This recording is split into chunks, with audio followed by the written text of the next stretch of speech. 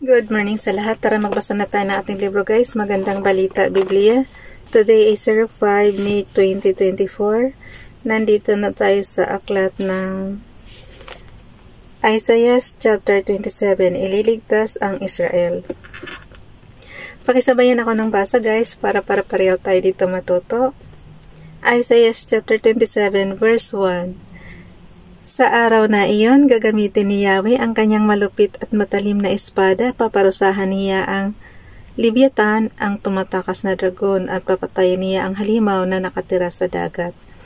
Verse 2, sa araw na iyon, sasabihin niya sa kanyang mainam na ubasan, akong si Yahweh, ang nag-aalaga ng ubasang ito na dinidilig bawat sandali, at binabantayan ko araw at gabi upang walang manira.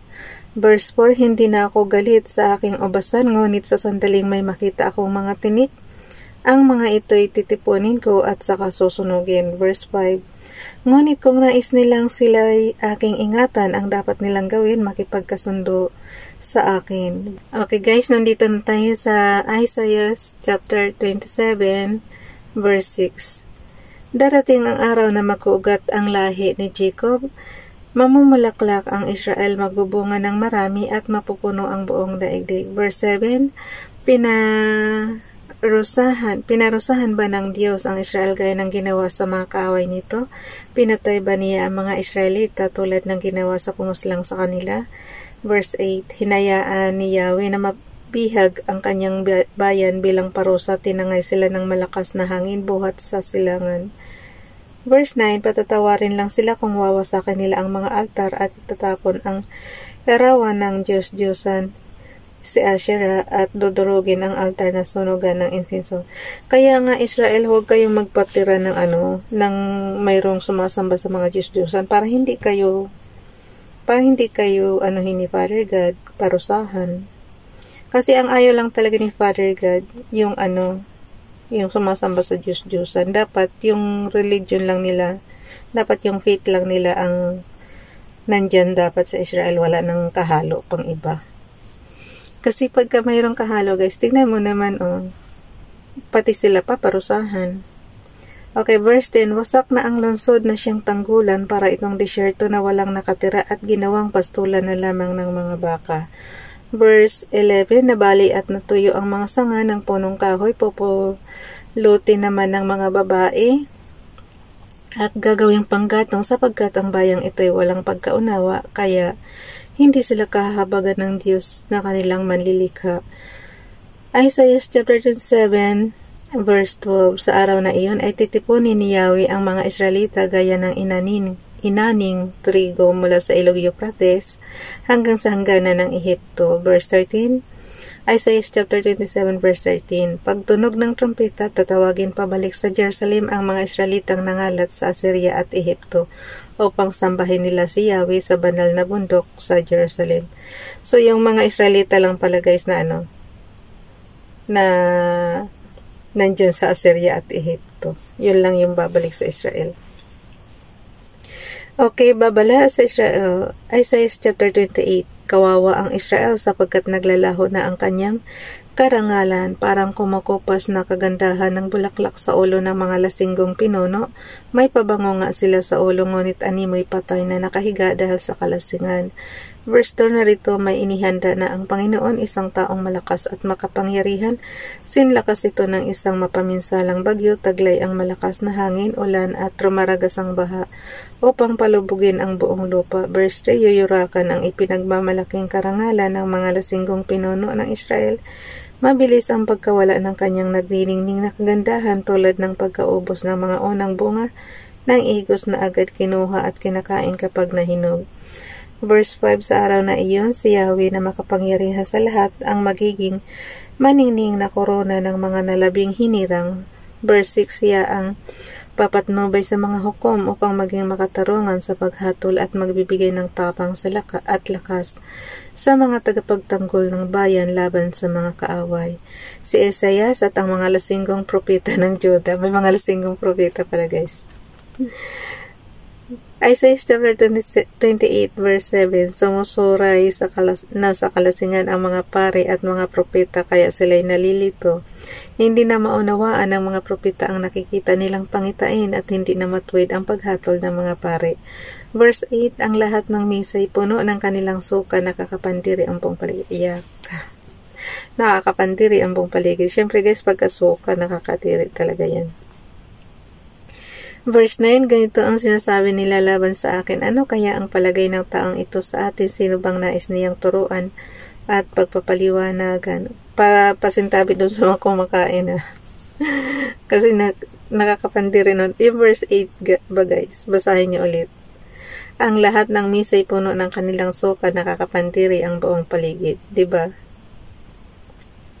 Verse 9, ganito ang sinasabi nila laban sa akin. Kaya huwag kayong maglasing guys. Ako never talaga akong naglasing. Iinom nga lang ako ng naku po. Hindi ko kaya. Verse 9, hindi ko kayang uminom ng ng mga beer, ganyan. Na hindi ko alam kung nahihilo ako sa amoy or ano. Basta na ano ko. Kaya lalo pa yan, oh. Verse 9. Kaya huwag kayong uminom para hindi kayo magsuka. Huwag kayong magpakalasing. Verse 9. Ganito ang sinasabi nila laban sa akin. Ano kaya ang palagay ng taong ito sa atin? Sino bang nais niyang turuan at pagpapaliwanagan? Ang sinabi niya ay para lamang sa mga batang musmos na nangangailangan pa ng gatas. Verse 10, sino makikinig sa kanyang pamamaraan, isa-isang litra, isa-isang linya, at isa-isang aralin. Verse 11, kaya naman magsasalita si Yahweh sa bayang ito sa pamamagitan ng mga dayuhan. Siya ay magtuturo. Verse 12, ganito ang kanyang sasabihin. Narito ang tunay na kapahingahan para sa mga napapagal. Ngunit hindi nila ito pinakinggan. Verse 13, kaya ganito ang pagtuturo ni Yahweh sa kanila. Isa-isang litra, isa-isang linya, at isa-isang aralin, at sa kanilang paglalakad sila'y mabubuwal, mahuhulog sa bitag, masasaktan at mabibihag. Isang batong saligan para sa Zion. Verse 14, kaya't ngayon ay dinggin ninyo si Yahweh, kayong mga walang galang na pinuno na namamahala sa lungsod ng Jerusalem. Ang hirap na naman siya ilipat guys. Sobrang tipis.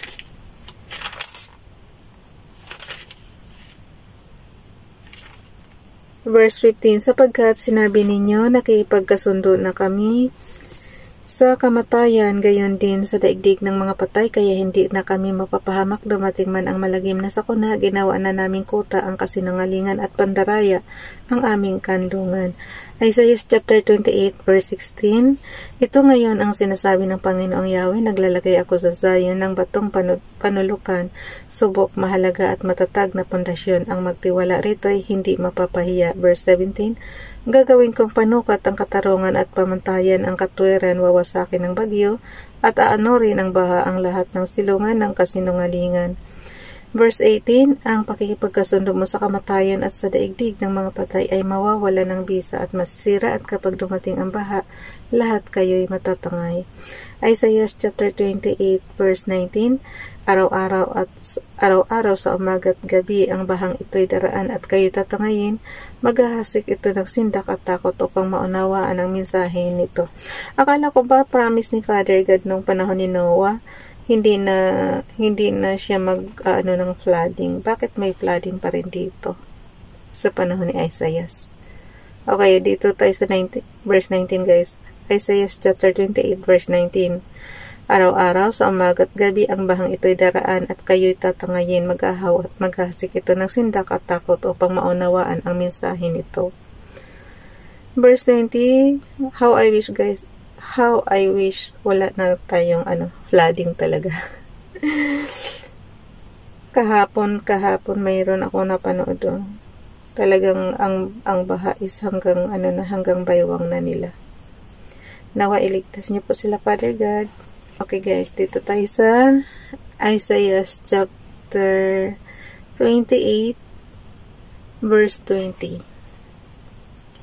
Sapagkat pangyayari sa inyo ang isinusaad ng kasabihan, maikli ang kamang inyong higaan at makitid ang kumot para sa katawan. Verse 21, sapagkat tulad ng ginawa sa bundok ng Perazim, tatayo si Yahweh at ipadarama ang kanyang galit, tulad din ng ginawa niya sa libis ng Gibeon. Gagawin niya ang kanyang magustuhan kahit hindi siya maunawaan at tanging siya lang ang nakakaalam. Verse 22, kaya huwag ka nang magyabang, baka ang gapos mo ay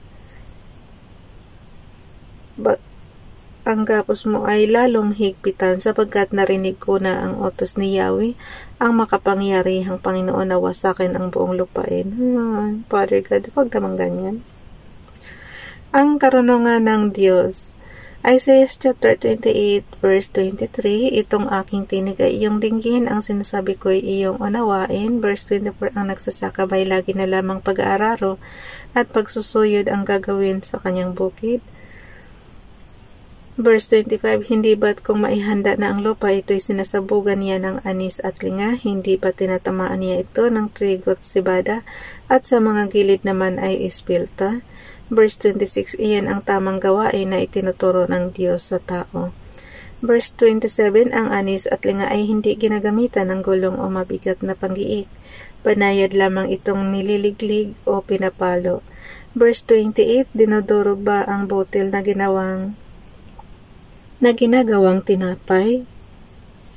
Hindi ito ginigiik ng walang tigil, pinararaanan ito sa hinihilang kariton, ngunit hindi pinupulbos. Ulitin ko nga guys, tingnan mo. Verse 28, dinudurog ba ang botel na ginagawang tinapay? Hindi ito ginigiik ng walang tigil, pinararaanan ito sa hinihilang kariton, ngunit hindi pinupulbos. Pinararaanan ng kariton? Ng hinihilang kariton? Dapat malinis yung kariton, guys. Okay, dito tayo sa Isaiah chapter 28 verse 29. Ang mensaheng ito'y mula kay Yahweh na makapangyarihan sa lahat, mahusay ang kanyang payo at kahanga-hanga ang kanyang karunungan. So, bukas na itong chapter 29. Bye everyone. God bless.